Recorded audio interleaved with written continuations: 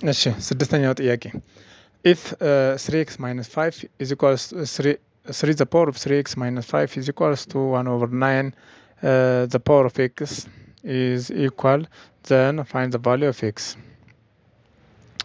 Okay, we are given that 3 the power of 3x minus 5 is equal to 1 over 9 the power of x. Then what the value of what can be the value of x under this equality. Therefore, by the rule of exponent, a the power of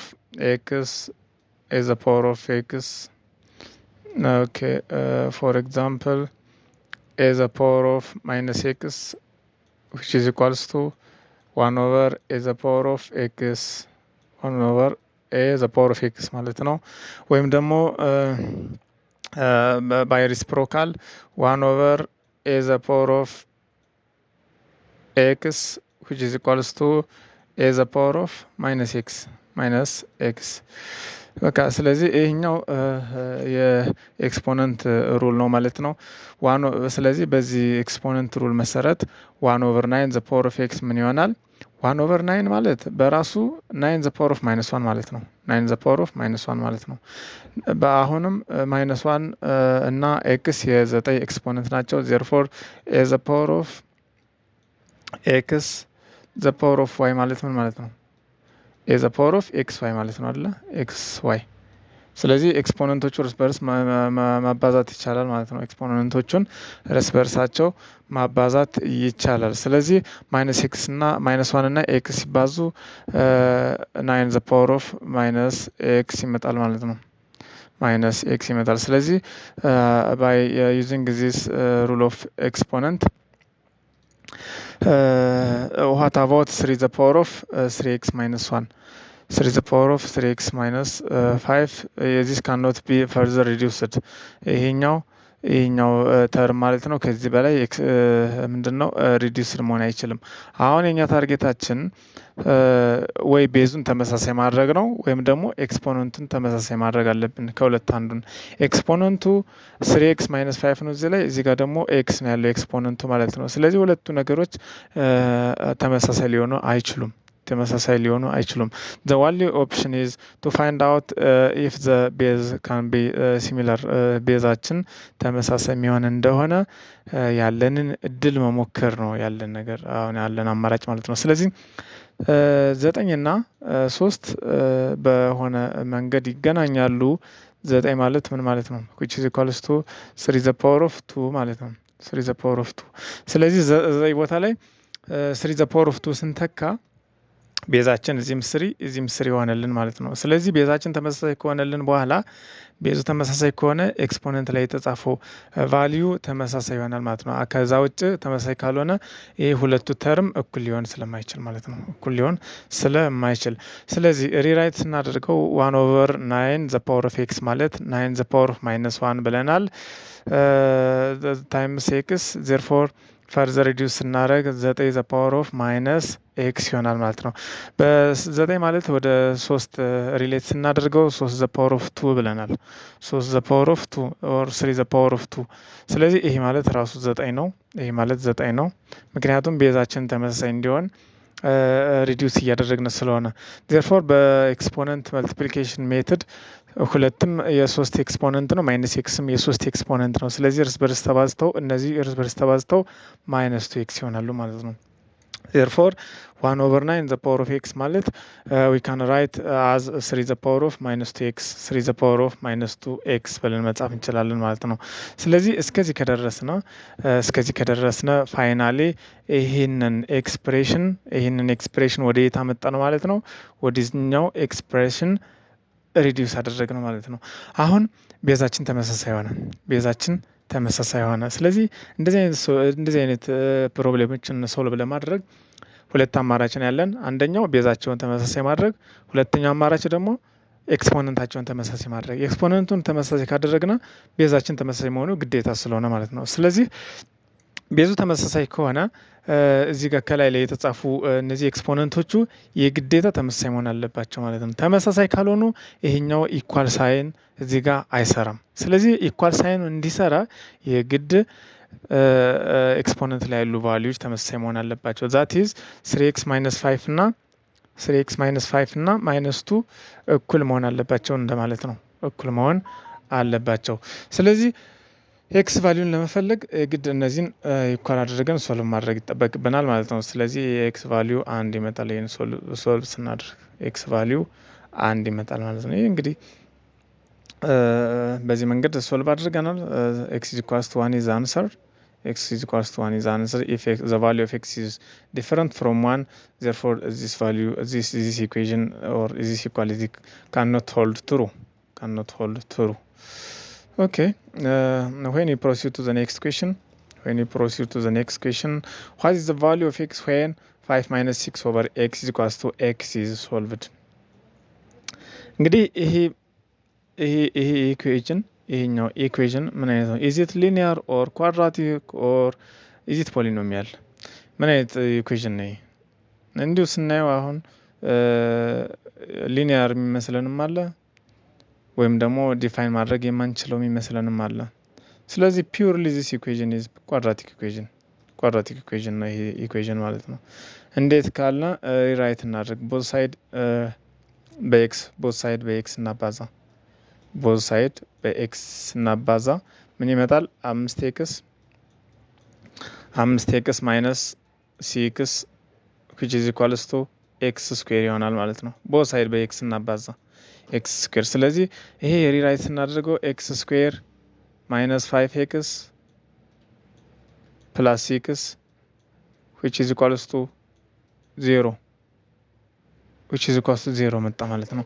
ስለዚህ ይሄ ኢኩዌሽን ኳድራቲክ ኢኩዌሽን ነው። ኢኩዌሽን ኢት ኢዝ ኳድራቲክ ኢኩዌሽን። ስለዚህ እንግዲህ መጀመሪያ ስቴፓችን ወደዚህ መቀየር መቻል ነው። ወደምናውቀው ከዚህ በፊት ፋሚሊያር ወደ ሆነው አይነት ኢኩዌሽን መቀየር አለብን ማለት ነው። መጀመሪያ ከዚህ በፊት ግን ከሁሉም በፊት ዋት ዘ ዶሜን የዚህ ኢኩዌሽን ዶሜኑ ምን መሆን አለበት? ኦል ዘ ቫልዩ ኦፍ ኤክስ ኤክሴፕት 0። ምክንያቱም እዚህ ጋር ዲኖሚኔተር ላይ ኤክስ ስላለ ኤክስ 0 መሆን የለበትም። ምክንያቱም 6/0 ኢት ቢካምስ አንዲፋይንድ። ይህን አንዲፋይንድ ስለሚያደርግብን የኤክስ ቫልዩ ከ0 የተለየ መሆን አለበት ማለት ነው። የኤክስ ቫልዩ ከ0 የተለየ መሆን አለበት ማለት ነው።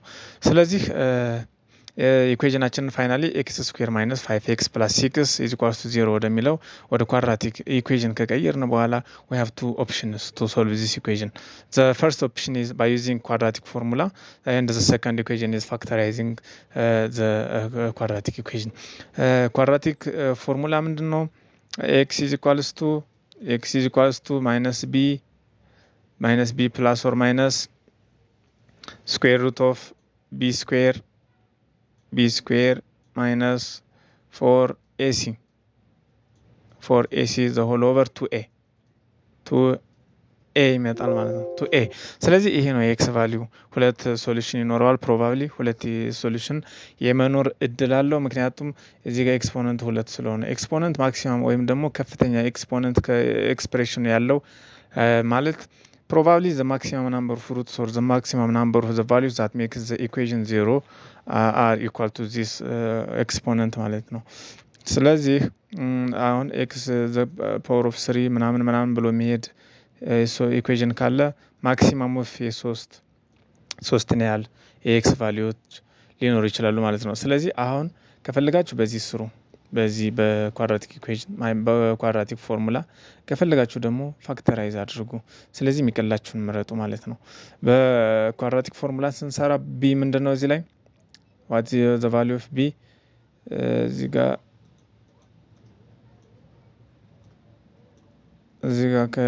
ወደዚህ ከቀየርን በኋላ ቢ ማን ነው? -5 is b። ሲ ደግሞ 6 ነው። ኤ ደግሞ the coefficient of x square 1።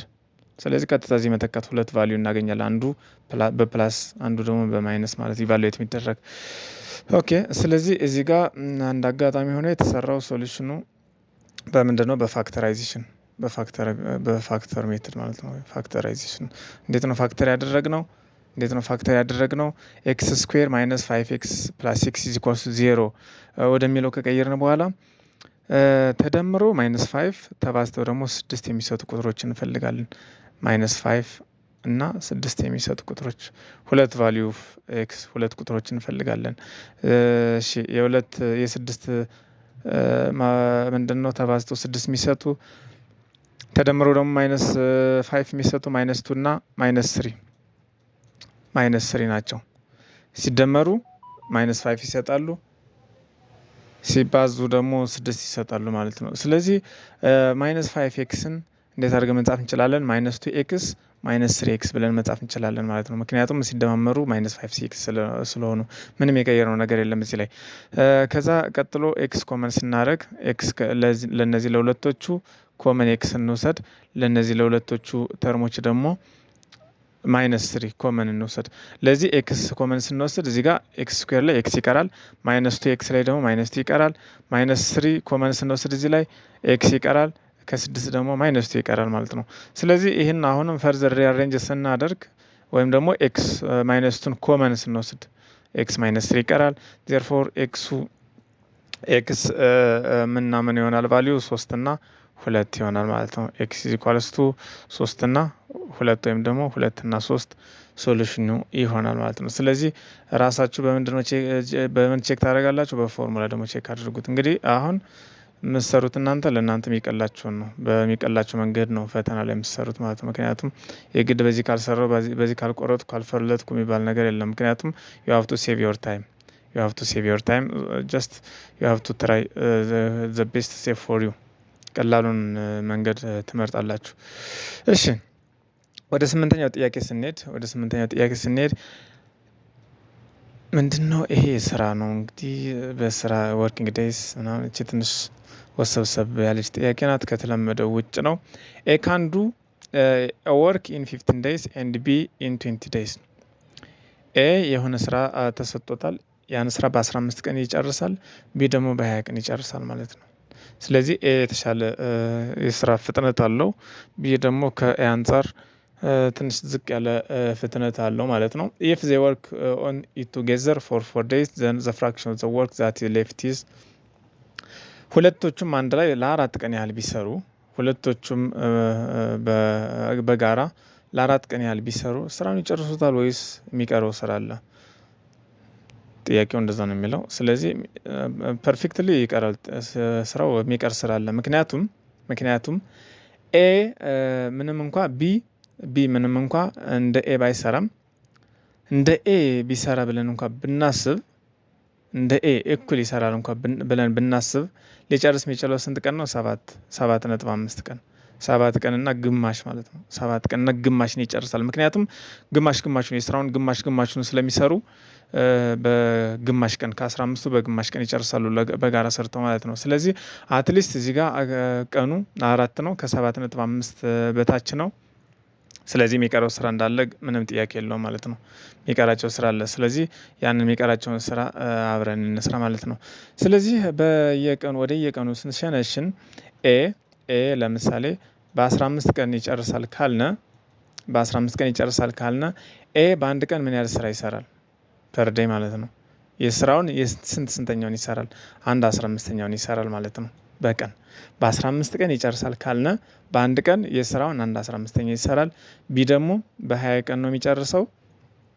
የስራውን ስንተኛ በቀን ይሰራል? 1/20ኛውን ማለት ነው። 1/20ኛውን ይሰራል። ስለዚህ በአንድ ቀን በሲንግል ቀን በአንድ ቀን ሁለቶቹ ቢሰሩ ኤ እና ቢ በጋራ ቢሰሩ የስራውን ስንተኛ ይሰራሉ? ስለዚህ እነዚህን ሁለቶቹ መደመር ማለት ነው። ይህን ሁለቱን ስንደምር ስንት ይመጣል?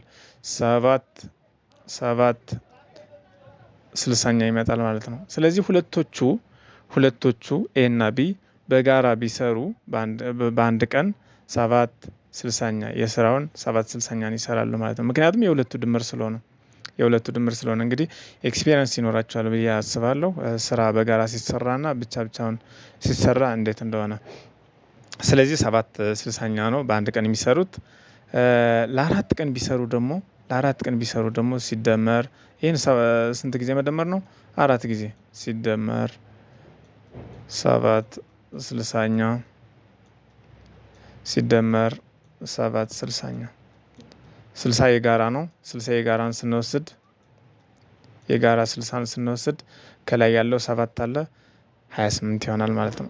28 ይሆናል። ስናቃልለው በሁለት አራት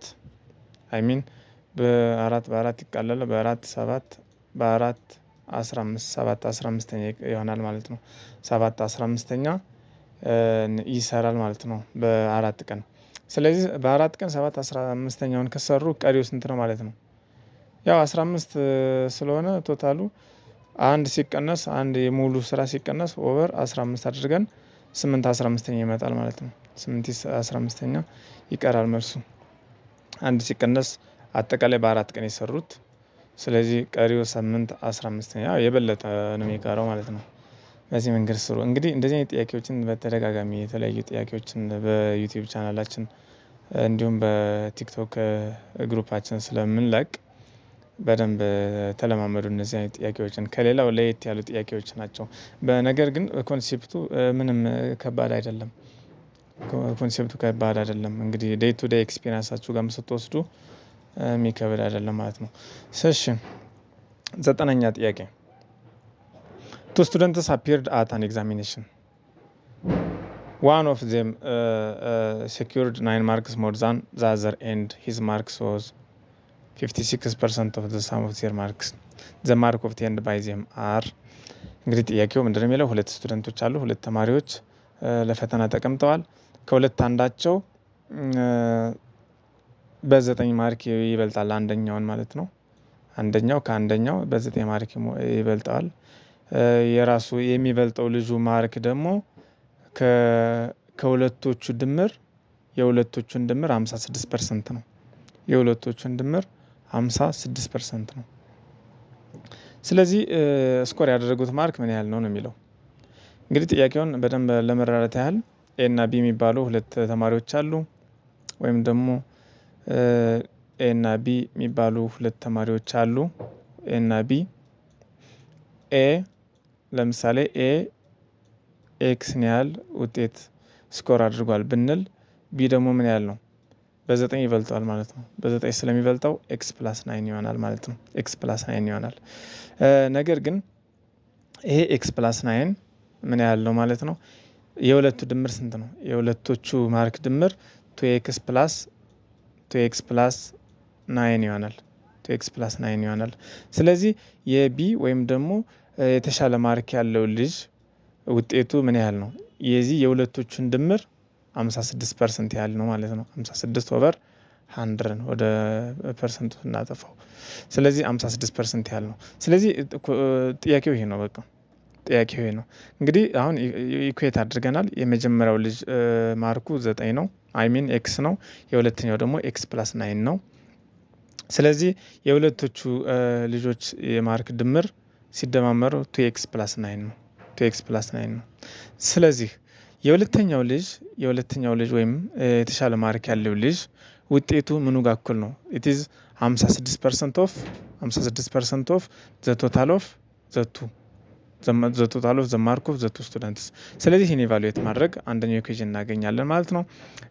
56ን በአራት እናቃልለው በአራት 14፣ ይሄ ደግሞ በአራት 25 ይመጣል። 2x ፕላስ 9 እንዳለ አለ። አሁንም የጋራ 25 ከታች ስንወስደው የላይኛውን እናባዛለን 28 ኤክስ ፕላስ 126 ይሆናል ማለት ነው። 28 ኤክስ ፕላስ 126 ዘ ሆል ኦቨር 25። ይሄ አንደኛው ኢኩዌሽን ነው። ስለዚህ እንዴት አድርገን ሶልቭ እናደርጋለን? ቀጥሎ ያለውን ኤክስ ፕላስ 9 ማለት እንግዲህ እዚህ ጋር መጀመሪያ ኤክስ ፕላስ 9 ብለን የተነሳ ነው። ይሄ ማለት ይሄኛው ጋር እኩል ነው። ማለት ነው። ያው ካልኩሌት አድርገን ያገኘው ነው። ምንም የተለየ የጨመረው ነገር የለም። ስለዚህ አሁን እዚህ ጋር በሁለቱ መካከል አንድ ቫሪያብል ነው ያለው ዛት ኢዝ ኤክስ። ስለዚህ ኤክስን ሶልቭ ለማድረግ ቦት ሳይድ በ25 እናባዛ ወይም ደግሞ ክሪክሮስ እናደርግ በ25 እናባዛ 25 ሲባዛ ኤክስ ፕላስ 9 እኩል ይሆናል 28x ፕላስ 126 ጋር እኩል ይሆናል። ሪአሬንጅ ስናደርግ ወደዚህ ኢኩዌሽን ይቀየራል ማለት ነው። ኤንድ ፋይናሊ ኤክስ ብቻ ነው እዚህ ያለው ቫሪያብል፣ እዚህ ያለው ቫሪያብል ኤክስ ብቻ ነው። ሶልቭ ስናደርግ ኤክስ 33 ይመጣል ማለት ነው። ኤክስ 33 ከሆነ ኤክስ ማለት የአንደኛው ልጅ ማርክ ነው። ከዚህ የተሻለ ማርክ ያገኘው ልጅ ውጤቱ ስንት ነው? ይሄ ሲደመር 9 ማለት ነው። ዛት ኢዝ 42 ይመጣል። 42 ስለዚህ 33 እና 42 መልሱ ይሆናል ማለት ነው። 33 እና 42 መልሱ ይሆናል ማለት ነው። እሺ ወደ አስረኛ ጥያቄ ስንሄድ a fruit seller had some apples. He sells 40% of apples and still has 420 apples. Originally he had ምን ያህል አፕሎች አሉት? መጀመሪያ ላይ እንግዲህ አጠቃላይ ወደ ገበያ ይዞ የወጣውን 40% ሽጧል። 40% ከሸጠ በኋላ ስንት ፐርሰንት ነው ምን ያህል እጁ ላይ ይቀራል? 420 ይቀራል ማለት ነው። 420 አለ። ምን ያህል ነው መጀመሪያ መጣው? አይታወቅም። እሱን ነው የተጠየቅነው። ምን ያህል ነው የሸጠው?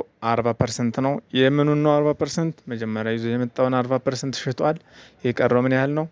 420 ነው። ስለዚህ አንድ ወደ የትም ሳንሄድ ይሄ 420 ማለት ስንት ፐርሰንት ነው? ይሄ 420 ማለት how much percent is this? ያጠቃላዩን ስንት ፐርሰንት ነው? ይሄን እስኪ ራሳችሁን ጠይቁ። እንግዲህ 40% ሽጧል። 40% ከሸጠ በኋላ የቀረው 420 ነው። ይሄ የቀረው ስንት ፐርሰንት ነው ማለት ነው? 60% ነው። 60% ነው። 60% ይሄ 60% ከሆነ ቶታል ማግኘት ምንም አይከብድም። ምንም ሩቅ መሄድ አያስፈልግም። በጣም ቴክኒካል መሆን አለባቸው። አሁን መልሱ ጥያቄው ላይ ምን ሊኖር ይችላል?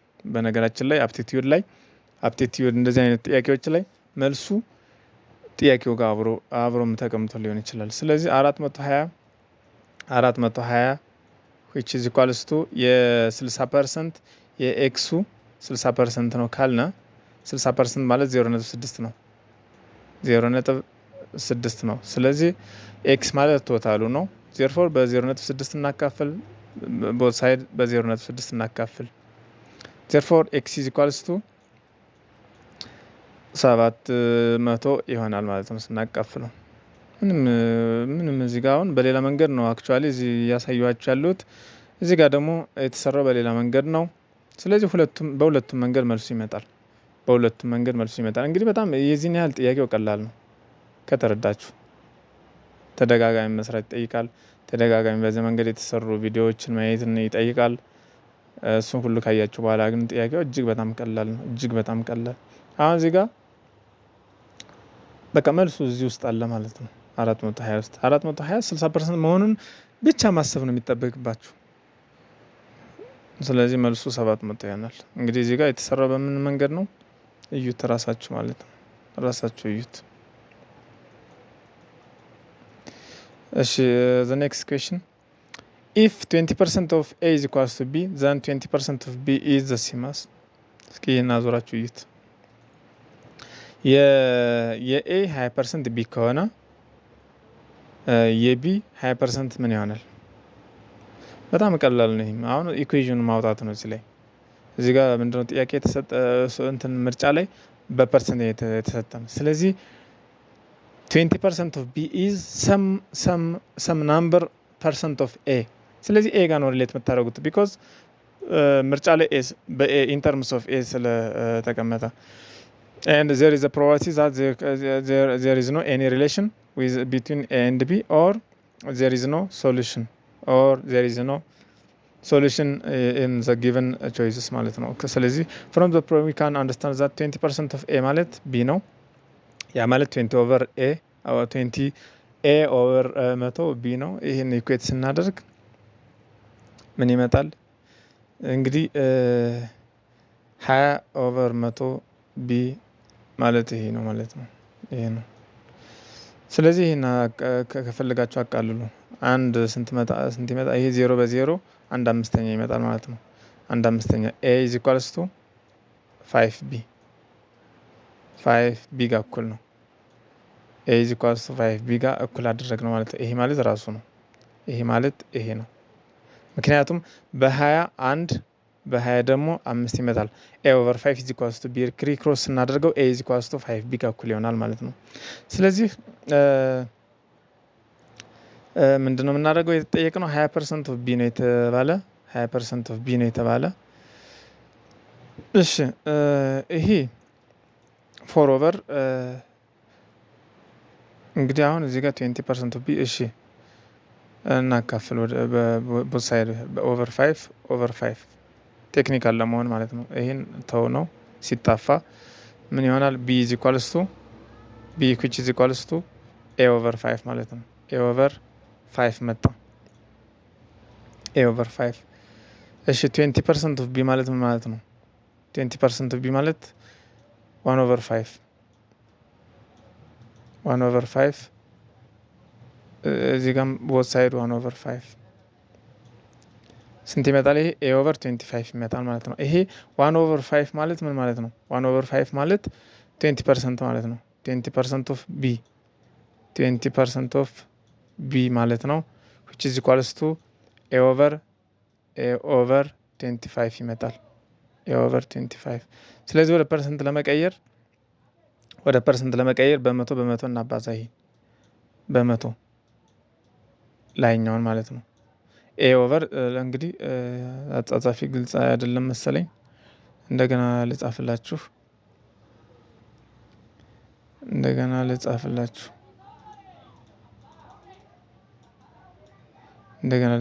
እስከዚህ አይ ቲንክ ተስማምተናል።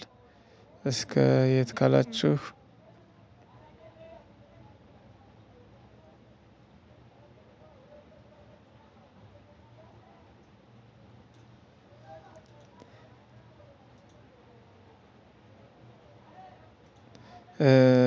እንግዲህ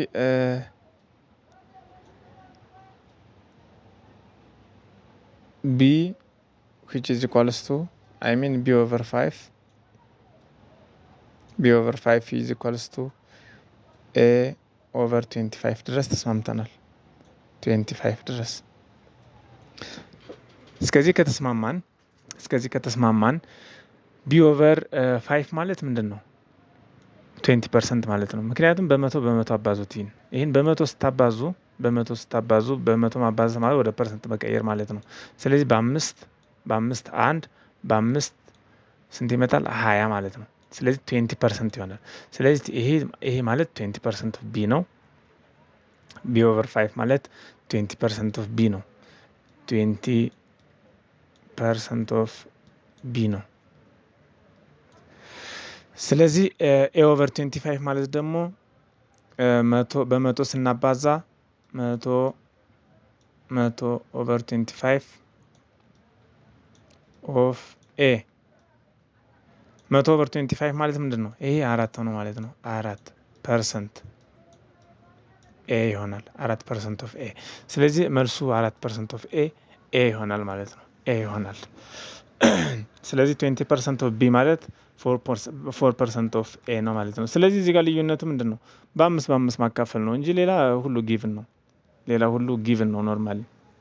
ስለዚህ therefore 20% of b is 4% of a 4% of a። እሺ